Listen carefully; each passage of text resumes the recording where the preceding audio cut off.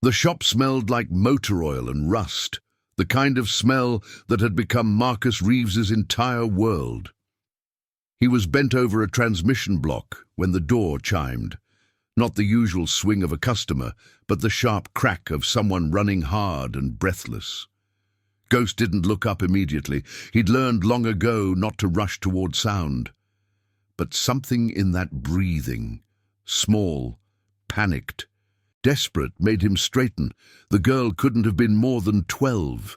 Her clothes were torn at the collar. Her eyes were wide and ringed with the kind of fear that didn't belong on a child's face. Dirt smudged her cheekbones, and her mouth opened and closed like she couldn't find the words. Marcus set down his wrench slowly, deliberately. 23 years riding with the iron serpents had taught him that sudden movement scared, frightened prey further into corners. "Easy," he said, his voice low and steady. "You're safe now." She stumbled forward, her small frame shaking. Behind her, through the shop's front window, Marcus saw nothing. No car, no pursuit, just the empty Arizona highway stretching toward dust and heat. But the girl kept glancing back as if the shadows themselves might reach in and drag her away.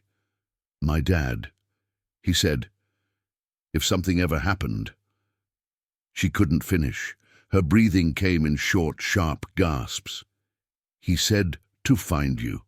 He said you'd know what to do." Marcus felt something crack open in his chest, a vault he'd sealed 8 years ago. "What's your name, sweetheart?" "Emma. Emma Torrens." The name hit him like a fist.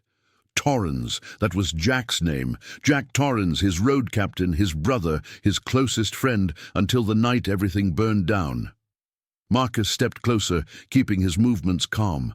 Emma flinched but didn't run. He'd spent enough time around broken things, both mechanical and human, to know the language of trauma.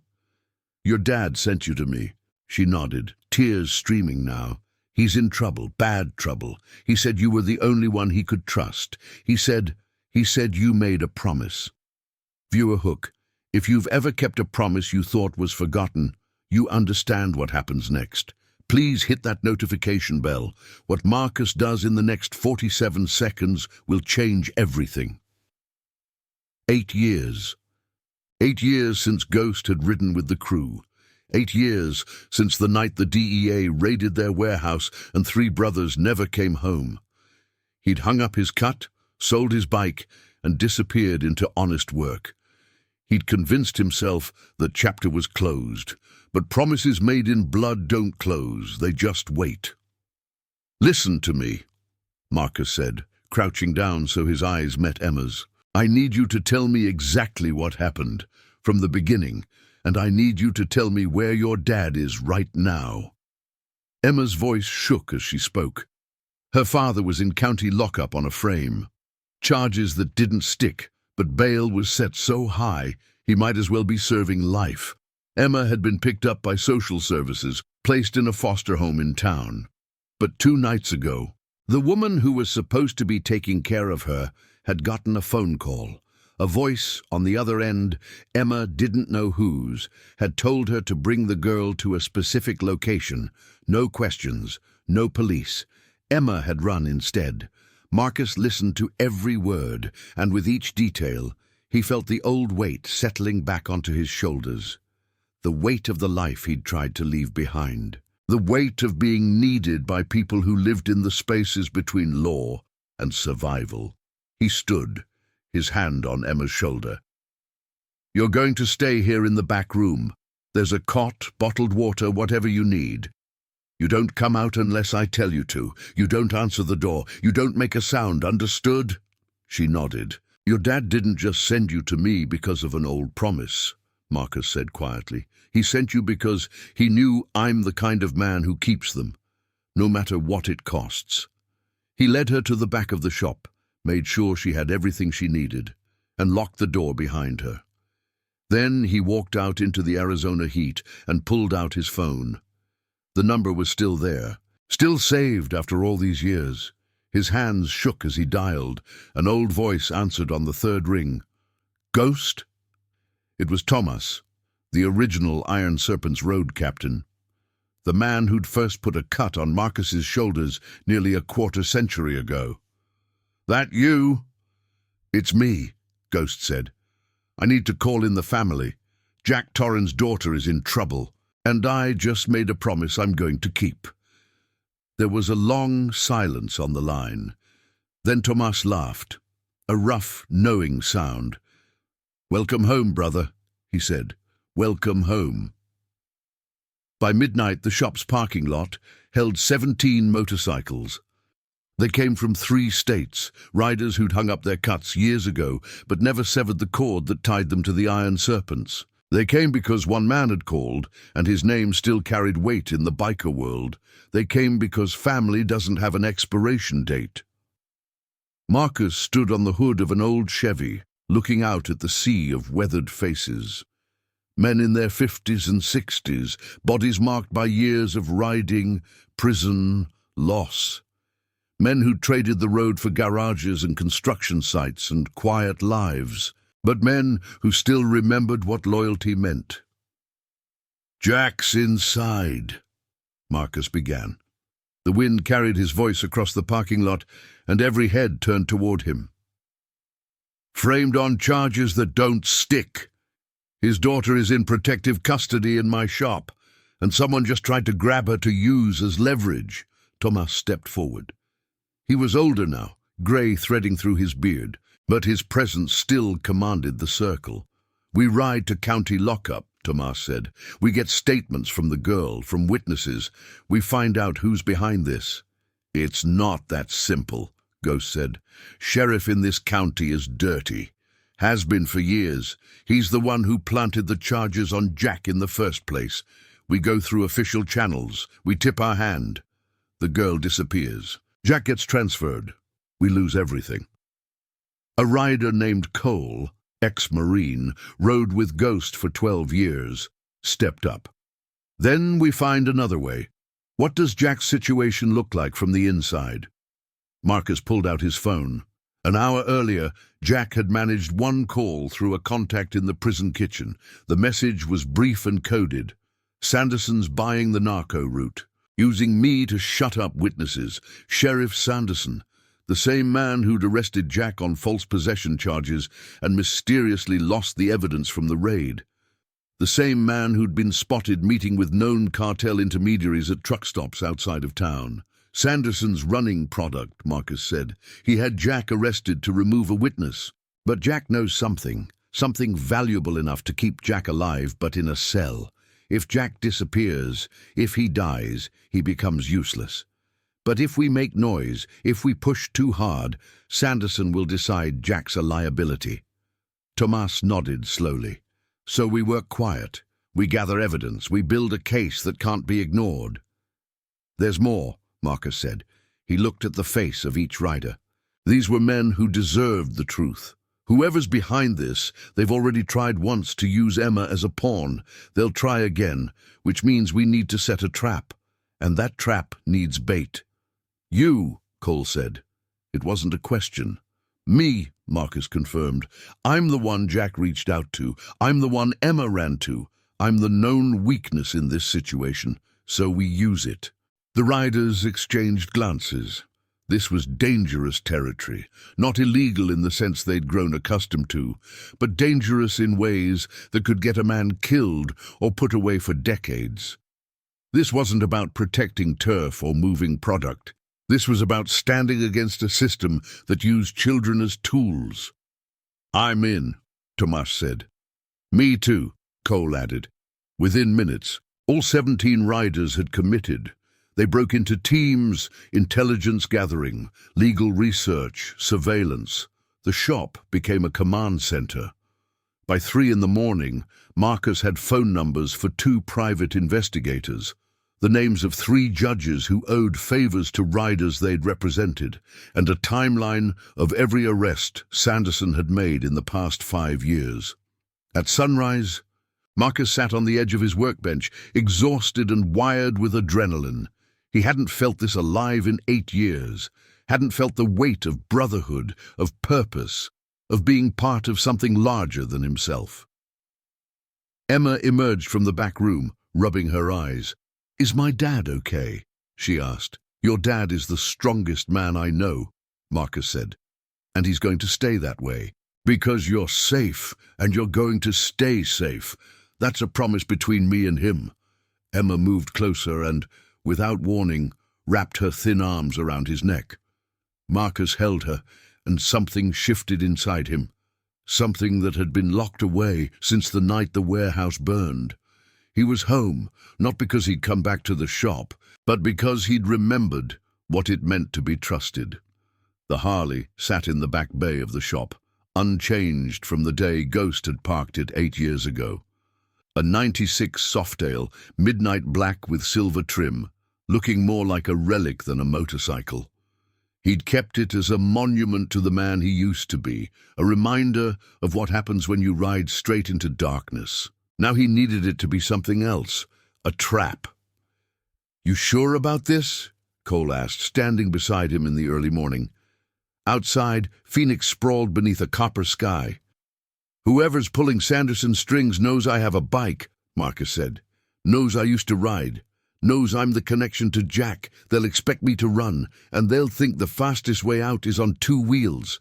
"Ja, so you let them find it," Cole said, understanding. "You let them think they can stop you before you leave town." Marcus nodded. He'd already called a contact at the DEA field office, a woman named Agent Rivera, who'd gone to school with his ex-wife and owed him nothing but still answered when he called. He'd told her everything. Sanderson's involvement, the framing of Jack, the attempt to grab Emma.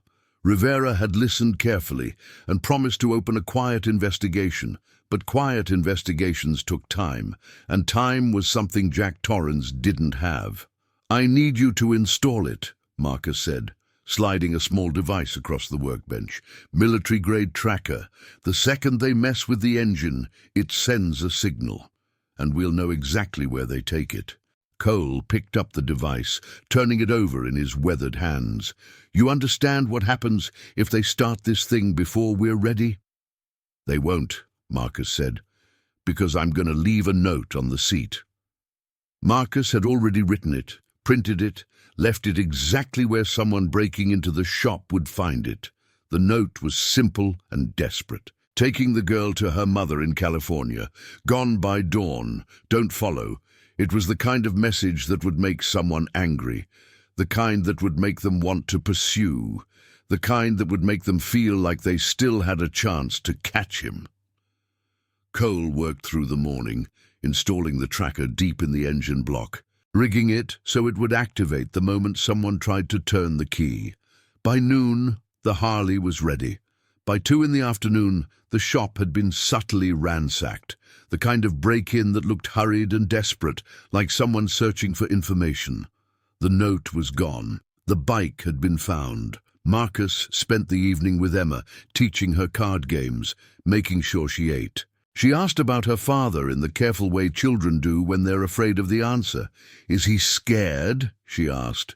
"Probably," Marcus said honestly, "but he's not alone anymore. Neither are you." At 10 o'clock, Marcus's phone buzzed. A text from an unknown number. "You made a mistake leaving the bike. We have it now. You have 12 hours to bring the girl to the old refinery on Route 52, or Jack dies. Come alone." Marcus showed the message to Tomas and Cole, who were waiting in the shop's office. "They took the bait," Tomas said. "And they're impatient," Cole added. 12 hours means they're running out of time. Someone's pushing them." Marcus pulled up the tracker app on his laptop. A small red dot blinked on a digital map, heading north out of the city toward the industrial corridor. The Harley was moving, and whoever had taken it was driving it like they'd never been on a bike before. Jerky starts, sudden stops, no rhythm. "They're going to try to use it as leverage," Marcus said. "Blow it up with me on it, make it look like an accident. Make Jack realize that helping me will only get him killed." "So, what do we do?" Emma's voice came from the doorway. She stood there in borrowed clothes, her hair tied back, her small face set with determination that no child should have to carry. Marcus knelt down to her level. We do what your father taught me a long time ago. We ride as a family. We show up where we're supposed to show up. And we remind people what happens when you come after someone under the Iron Serpent's protection." He stood and turned to Tomas. "Call every rider within 100 miles. I want them positioned around that refinery by sunrise. Not visible, not threatening, just present, just ready." Cole was already on his phone, texting a chain of numbers that would activate the network. By midnight, the plan was in motion. 53 riders from 5 different chapters of the Iron Serpents were moving into position, not as a gang, not as criminals, as brothers answering a call. And Marcus walked back out to the shop's main floor, to the empty bay where the Harley should have been, and he felt something shift inside his chest. The old weight of loyalty, of purpose, of being the kind of man who doesn't walk away from promises. He heard the echo of engines in his memory, dozens of them, a chorus that had defined his youth. He'd tried to silence that echo by abandoning the road, but some sounds don't fade. Some promises don't die. They just wait for the right moment to roar back to life. The warehouse that served as command central was an old refrigeration unit on the south edge of Phoenix, property of a retired Marine named Diesel, who'd once ridden hard with the Iron Serpents before an IED took his left leg. The massive space had been converted into a legitimate storage business, but Diesel still kept a back room, outfitted with surveillance equipment, maps, and communication systems that would rival a small police department. By 2 a.m, the room was full. Riders gathered around laptops, tracing the Harley's movements, plotting the refinery's layout, identifying escape routes and kill zones. These were men who'd spent decades understanding the geography of violence, not because they enjoyed it, but because survival required it. Tomas stood at the center, pointing at a thermal map of the refinery. "Sanderson's got to have backup positioned here and here," he said, indicating 2 blind spots on the facility's perimeter. "And here, the main office overlooking the courtyard. That's where they'll try to take the shot." "How many?" Ghost asked, already knowing the answer would be bad. "Minimum 8, probably 12, Cole said. "If Sanderson's bought and paid for by the cartel, they'll want insurance. They'll want enough firepower to handle any interference." Ghost nodded, absorbing it. 12 armed men, professional-level training, and the advantage of position. The math didn't work in his favor, which was exactly why he wasn't going to let them dictate the terms. "We don't go in at the refinery," Ghost said. "We cut them off before they get there." Rivera, the DEA agent, was on a secure call from a hotel room 2 miles away. She'd insisted on being present for what was about to happen. Officially not present, but aware enough that if things went sideways, federal resources could materialize quickly. "You're talking about a traffic stop," Rivera said through the speaker, "which means you're asking me to look the other way while a vigilante militia intercepts a vehicle." "I'm talking about saving your investigation," Ghost corrected. "Sanderson and whoever he's working for are going to move on Jack. They're going to move on Emma, and they're going to move on me. But if we neutralize them before the refinery, we keep the principal players alive long enough to flip them for bigger fish." There was a long silence on the line. Rivera had been a good cop once, before the system had worn down her idealism. Ghost was betting that somewhere beneath the badge and regulations, that idealism was still alive. "I can't authorize this," Rivera finally said. "But I can be within 12 minutes of wherever it happens, and I can make sure federal jurisdiction supersedes any local interference." It wasn't permission, but it was close enough. Ghost turned to the assembled riders, faces he recognized from a different lifetime, faces he'd thought he'd never see again outside of random encounters at truck stops or chance meetings at veterans events. These were men who'd ridden through the 1990s and 2000s, who'd weathered the war on drugs and the collapse of the old outlaw biker structures, who'd somehow survived into middle age without losing their code. "The truck carrying the Harley will come down Route 52 around dawn," Ghost said. "We intercept it at mile marker 41, where the road runs through industrial land. No witnesses, no innocents. We take the truck, we take whoever's driving it, and we shut this down before it escalates to the refinery." "And if they're armed?" someone asked. "Then we're armed," Tomas said quietly. "Every rider here has a piece registered and legal. Every rider here is prepared to defend themselves. Sanderson escalated this the moment he tried to grab a child. The plan was set. Shift assignments were made. By dawn, Ghost knew the positions of every rider within 50 miles. He knew the evacuation routes. He knew the contingencies if the plan fell apart. What he didn't know, what he couldn't have predicted, was that someone in the chain of communication had already warned Sanderson. Not Tomas, not Cole, not any of the riders. But someone in county lockup had ears in the right places, and Jack Torrens, locked in a cell 12 miles away, was about to learn that the situation had become far more complicated than anyone realized. At 5:47 a.m., Ghost's phone rang. It was a private number, routed through 3 different systems, but he recognized the voice immediately. "Ghost," Jack said, his tone tight and urgent. "Listen to me carefully. Sanderson's not working for the cartel. He's working for someone higher up, someone inside, someone federal." Ghost felt everything stop. "What are you talking about?" "The charges against me," Jack continued, his voice barely above a whisper. "They weren't about what I knew about Sanderson. They were about what I knew about who Sanderson was protecting. There's a DEA agent, been operating out of the Phoenix office for 6 years. He's been facilitating shipments across the border, millions of dollars, Ghost. He's been using his position to clear routes, arrest competitors, protect his people." "How do you know this?" "Because I worked security for his operations," Jack said. "I didn't know what I was protecting. I thought it was legitimate business, but when I figured it out, I tried to get out. Sanderson arranged the frame job to keep me quiet." Ghost's mind raced. The implications were massive. If a federal agent was involved in the trafficking operation, then Rivera's investigation could be walking straight into a trap. And Jack had just handed Ghost information that made him either incredibly valuable or incredibly dangerous. "Sanderson's got backup coming," Jack continued.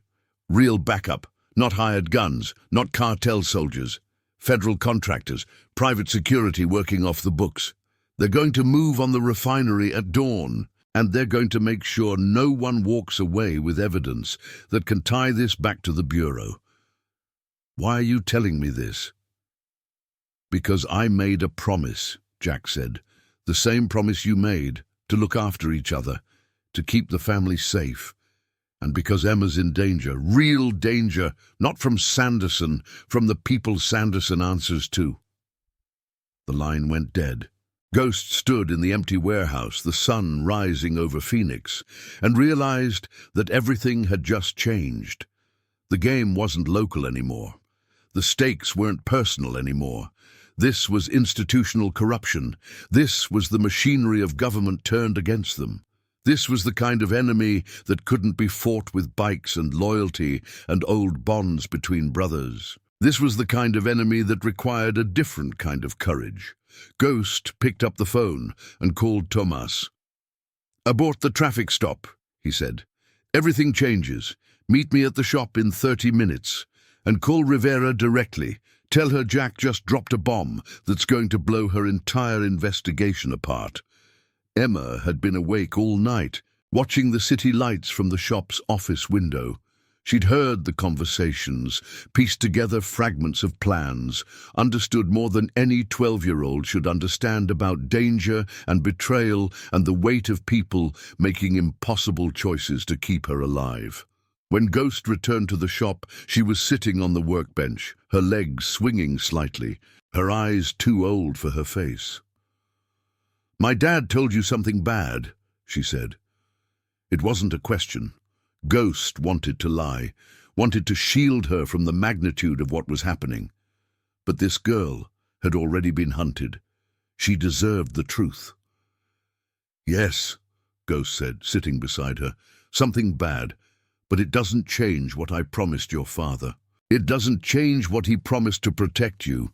It makes it harder," Emma said. She was remarkably perceptive. "When it's just one bad man, you know how to fight him. But when it's a lot of bad men with uniforms and authority, the rules change." "Sometimes," Ghost admitted, "but the things that matter don't change. Loyalty doesn't change. Family doesn't change. The promise to keep you safe doesn't change." Emma nodded slowly. She pulled out a small notebook from her pocket, something she'd found in the shop's Lost and Found, and opened it to a page filled with careful handwriting. "I wrote down everything I heard," she said. "Names, places, things people said on their phones. I thought maybe it could help." Ghost took the notebook, stunned by the level of detail Emma had managed to capture. She documented conversations, recorded dates and times, noted vehicle descriptions and license plate numbers. She'd created evidence. "You did good," Ghost said. "You did really good, but you can't do this anymore, okay? You need to let the adults handle what comes next." "Like your mom handled things?" Emma asked. The question hit differently than Ghost expected. "How do you know about my mother?" "My dad told me stories," Emma said. "He said your mom was the bravest person he ever knew, that she fought against people who didn't want her to win, and that she didn't stop until she made sure you'd be okay." Ghost's mother had been a journalist, had spent 15 years investigating organized crime before a drunk driver hit her car on a highway in Nevada. The official report said it was an accident. Ghost had never fully believed that. But he'd buried the suspicion along with everything else from his past. "Your dad talked a lot about you," Emma continued. "He said if anything ever happened, you were the only person who'd understand what it meant to lose someone because you stood against corruption. He said you'd know what had to be done." The weight of expectation was almost physical. Ghost had thought he was just helping an old friend. He hadn't realized he was also inheriting a legacy, a mission, a purpose that had been waiting for him all along. The shop's door chimed. Tomas entered, Cole behind him, and 3 other riders Ghost hadn't seen in years.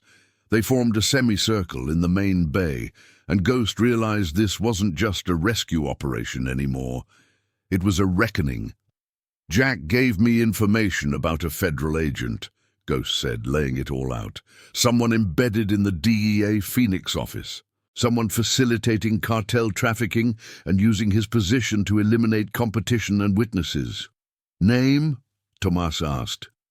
Jack wouldn't say. Not over the phone. But he knows this person. And if we can get him to testify, it'll bring down the entire operation. "Sanderson will never let Jack get to a courtroom," Cole said. "No," Ghost agreed, "which is why Jack needs to disappear. And we need to make sure the only people who know where he is are people we trust, absolutely." Tomas stepped forward. "I know a place. Former safe house from the old days. Off the grid, secure, defensible. We can move Jack there and hold until Rivera can set up federal protection." "Sanderson will go looking," another rider said. "And when federal contractors are looking for someone, they don't use gentle methods. Then we make sure they're looking in the wrong places," Ghost said. "We make sure the trail leads away from Jack, toward me." Emma watched from her perch on the workbench, understanding exactly what Ghost was saying. He was going to make himself the target. He was going to draw the hunters away from her father. "No," Emma said quietly. "You can't do that." Every head turned toward her. "Why not?" Ghost asked. "Because Emma said, her voice steady and clear. "If you're not here, then I'm alone, and my dad made you promise to keep me safe. Which means you can't do anything that puts yourself in danger, because that would break your promise." The logic was perfect and irrefutable, and it came from a child who understood that promises were anchors, that they held people in place when everything else was chaos. Ghost knelt down in front of Emma. "Then we find another way," he said. "We find a way where nobody has to break their promises. Nobody has to sacrifice. Everyone walks out safe." But even as he said it, he knew the truth. Someone always had to sacrifice. Someone always had to risk. That was the covenant of brotherhood. That was what it meant to stand against institutions that had no humanity. The question was only, who would it be? The plan changed 4 times in the span of 6 hours. Rivera had confirmed Jack's information about the federal agent, a man named Collins, 12 years in the Bureau, access to every investigation, every operation, every protective detail in the Phoenix region. Collins had been building his trafficking network carefully, using his position to eliminate anyone who could expose him. By 9 a.m., Rivera had moved into position with a team of federal marshals she trusted implicitly, agents from outside the Phoenix office, people with no connection to Collins or his operation. She was documenting everything, building a case that would survive scrutiny and appeals.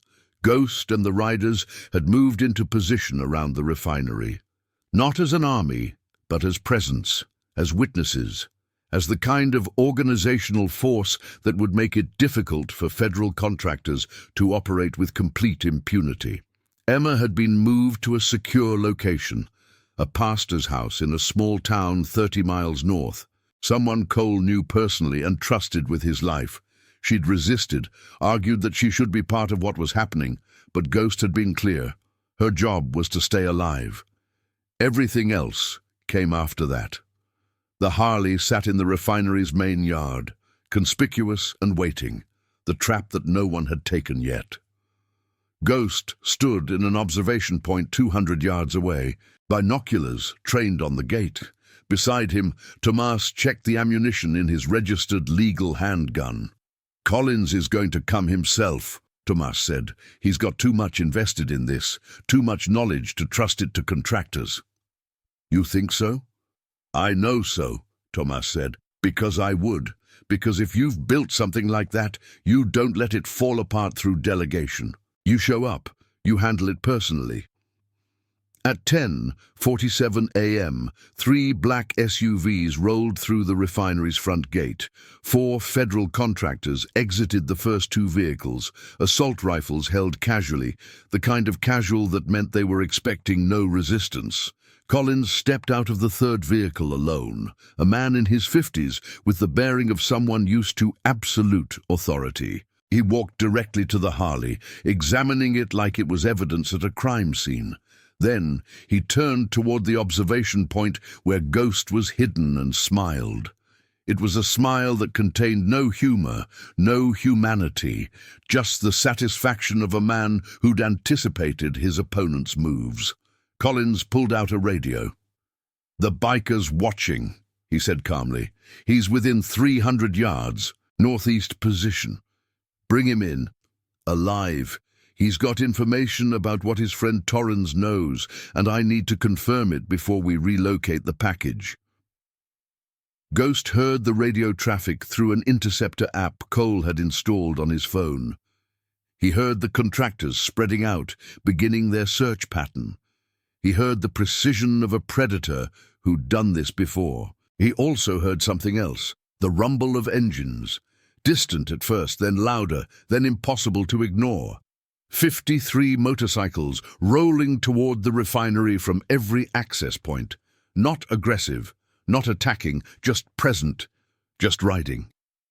Collins watched them come, watched the sea of leather and chrome fill the horizon, and the smile on his face flickered, just for a moment, before returning. "Outlaw bikers," he said into his radio. "No change in protocol. These aren't law enforcement. They're not a threat to federal operations. Hold position and await my signal. But Ghost saw what Collins couldn't see from his vantage point.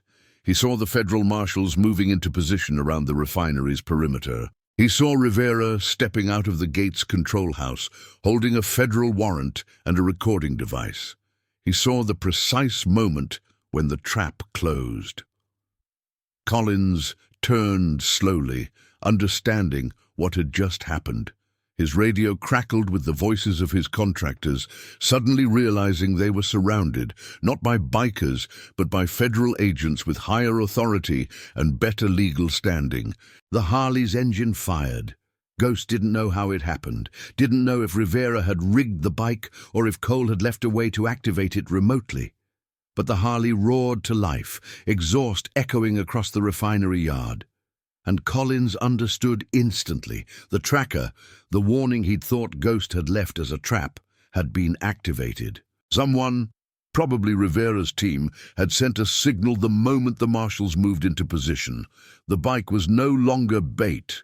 It was a beacon. "Stand down," Rivera's voice carried across the refinery, amplified through a speaker. "You're all under federal arrest for trafficking, conspiracy, and corruption. Weapons down, hands visible, now."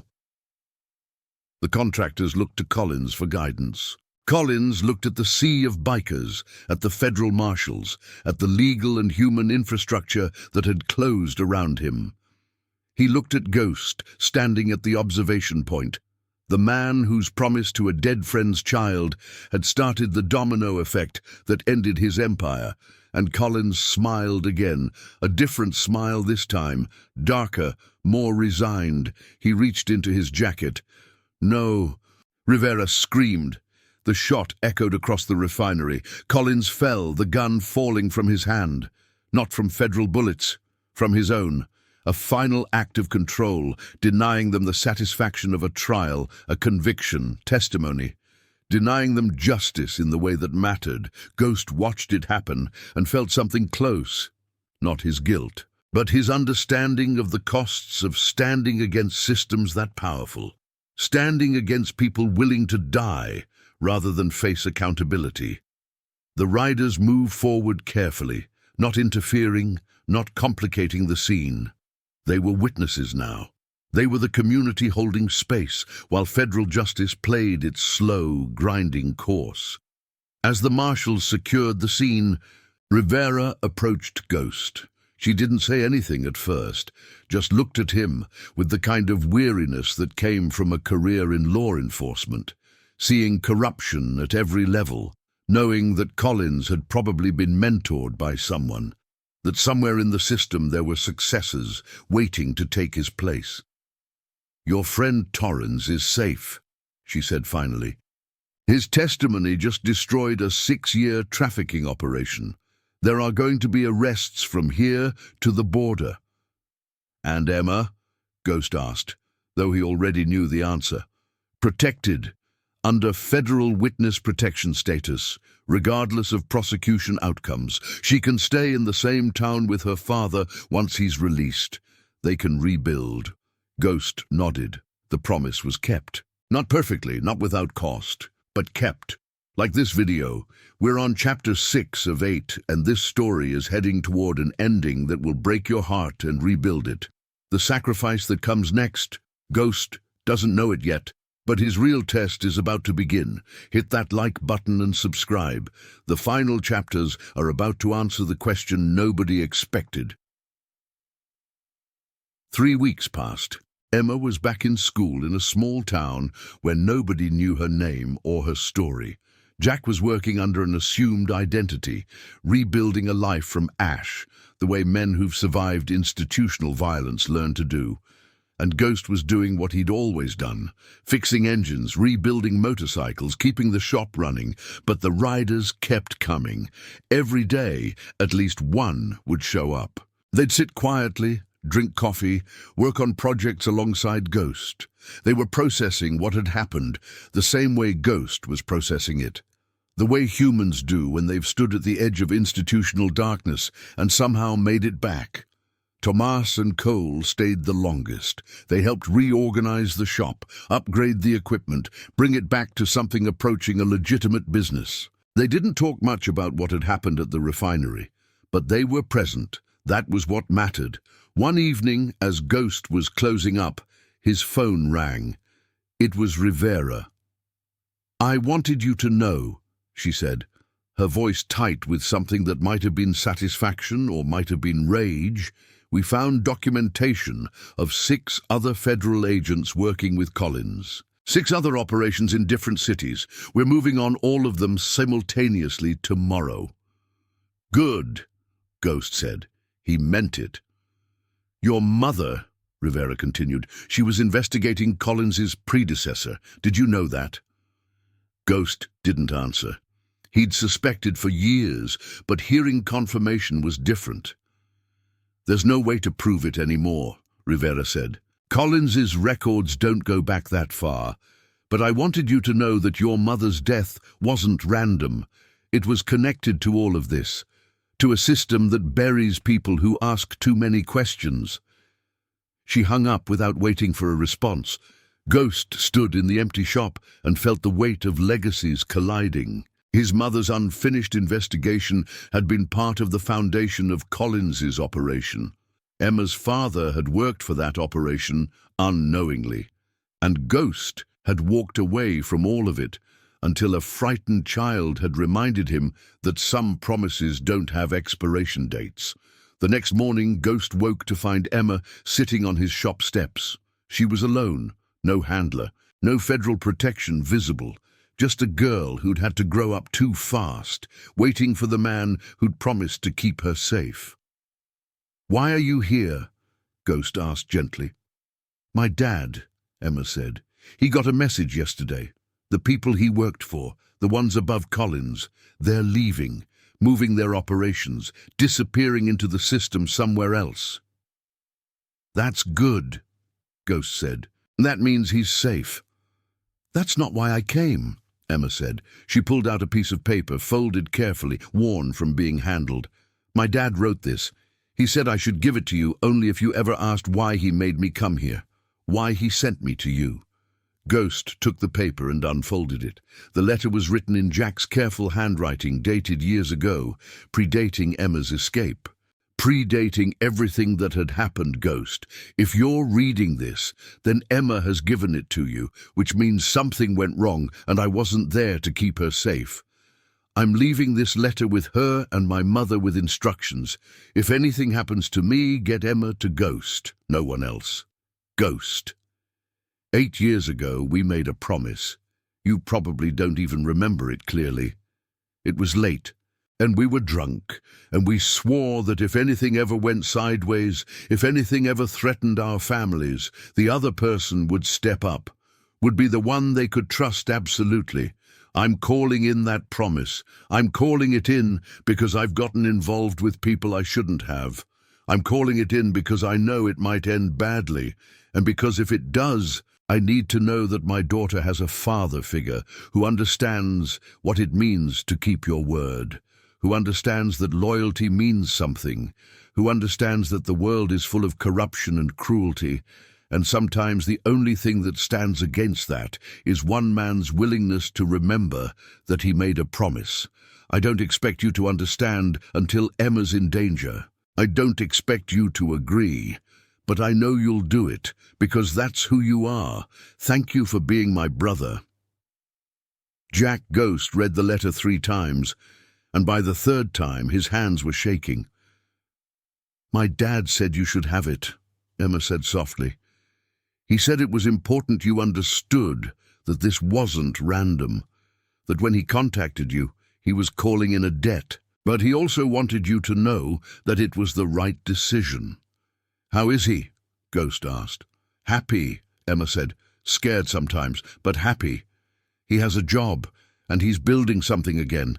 And he talks about the iron serpents every night. He talks about honor and loyalty, and the kind of men who don't break."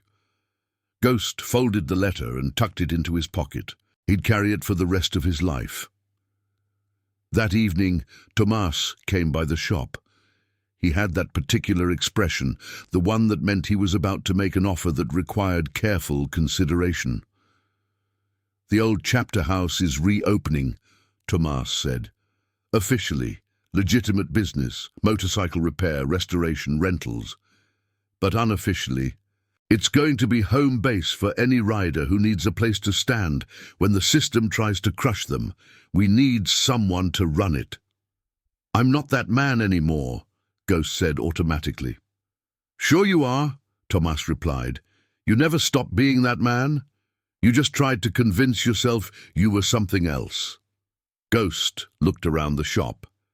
At the machines he'd kept running, at the bikes he'd fixed, at the sanctuary he'd built alone.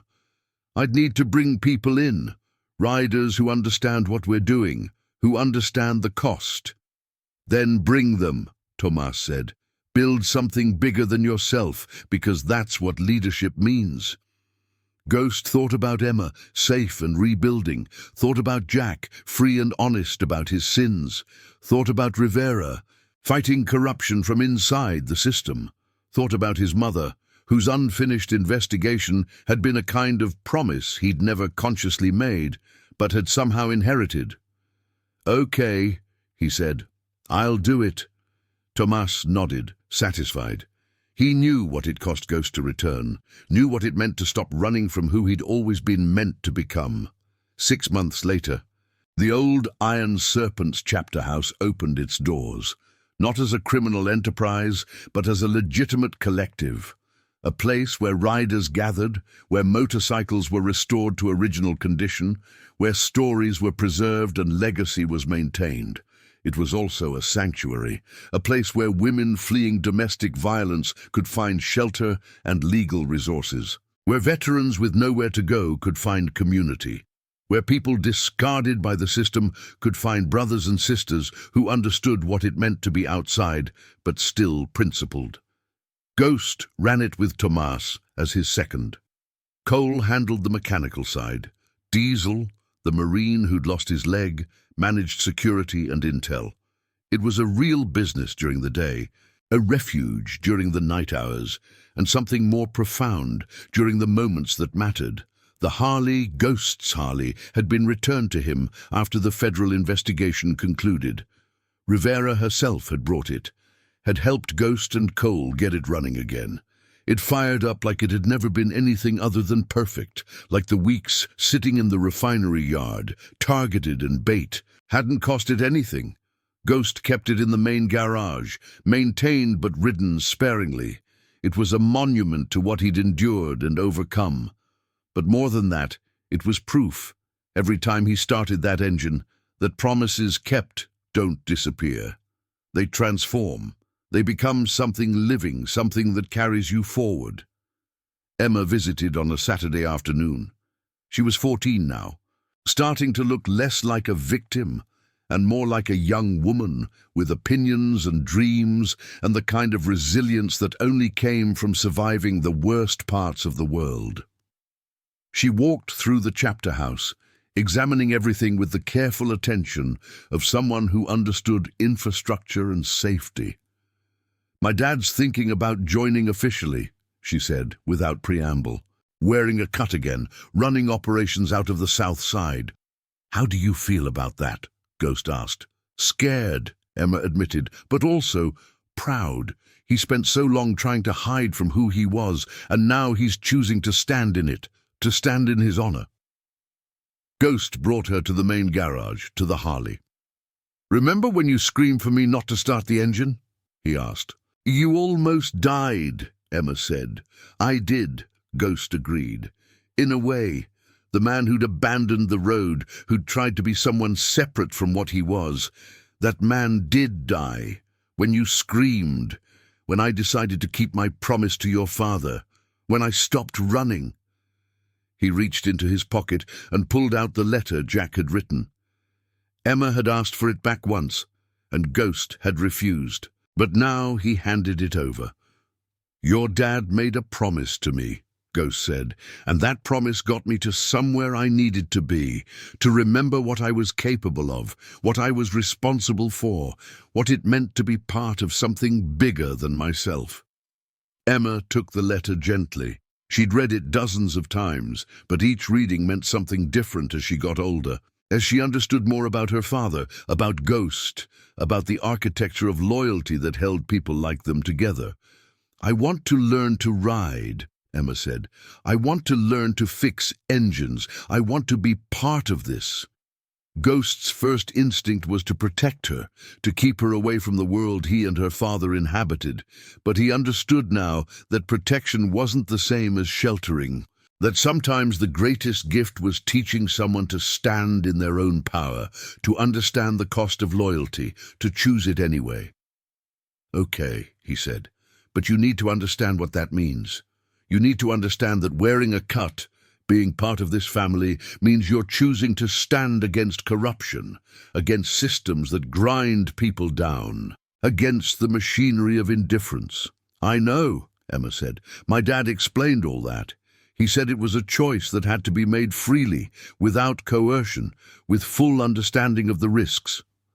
"Then we'll start tomorrow," Ghost said, "with the basics, with understanding how machines work, with learning that engines are built to run, just like people are built to stand in their purpose." That evening, as the chapter house was closing down, Ghost walked out to the parking lot where a dozen motorcycles sat idle, waiting for their riders. He stood among them, surrounded by the promise of movement, of connection, of brothers and sisters choosing loyalty over convenience. He thought about the little girl who'd run into his shop terrified, about the promise he'd made to a dead man, about the mother he'd lost to corruption he'd been too young to fight, about the years he'd wasted pretending he could be anyone other than who he was. Tomas emerged from the chapter house and stood beside him. "You good?" he asked. "Yeah," Ghost said. "I'm good." "Jack's asking when you want to ride," Tomas said. "He wants to do a run down to the border, wants to reclaim some territory that got abandoned when Collins's operation was shut down, wants to build something legitimate there." "Tell him I'll be ready," Ghost said. "Tell him next week. Give Emma time to get her first lessons in." Tomas smiled. It was a smile that contained relief, satisfaction, recognition. It was the smile of a man who'd watched his brother return from the dead. "Welcome back," Tomas said. Ghost didn't answer. He just walked back to the main garage, to where the Harley sat gleaming in the overhead lights. He ran his hand along the seat, along the handlebars, along the engine block where the tracker had been hidden and then removed, where violence had been intended and then transformed into evidence. He turned the key. The engine fired immediately, responding to his intention like it had been built for this moment, not to betray him, not to explode, but to carry him forward into the next chapter of his life. The sound of the Harley filled the garage, pure, clean, powerful, a reminder that machines respond to how they're treated, that promises, like engines, keep running, as long as someone's willing to maintain them. Ghost rode out into the Arizona night, and behind him he could feel the presence of everyone he'd promised to protect. Emma, learning to stand in her power. Jack, reclaiming his integrity. Tomas and the riders, maintaining the infrastructure of loyalty. Rivera, fighting corruption from within the system. And his mother, whose unfinished promise had somehow become his blueprint for how to live. The road stretched ahead, illuminated by headlight and starlight, and Ghost understood finally that he'd never really left the Iron Serpents. He'd just taken a different road for a while, one that led him back to this, to purpose, to loyalty, to the sacred responsibility of being someone that people could trust with their lives and their children and their futures. The engine roared beneath him, and Ghost rode into the promise he'd always been meant to keep. Thank you for following Ghost's complete story from beginning to end. Every chapter was about one man choosing to honor his word, even when the world made it difficult. If this resonated with you, if you understand what it means to stand in your promises, like and subscribe. Share this with someone who needs to remember that loyalty still means something. Drop a comment below. What promise changed your life? I'm grateful for each of you. Until next time, ride safe, keep your word, and remember, the engine that fires is the one that's maintained. See you on the next story. Ghost.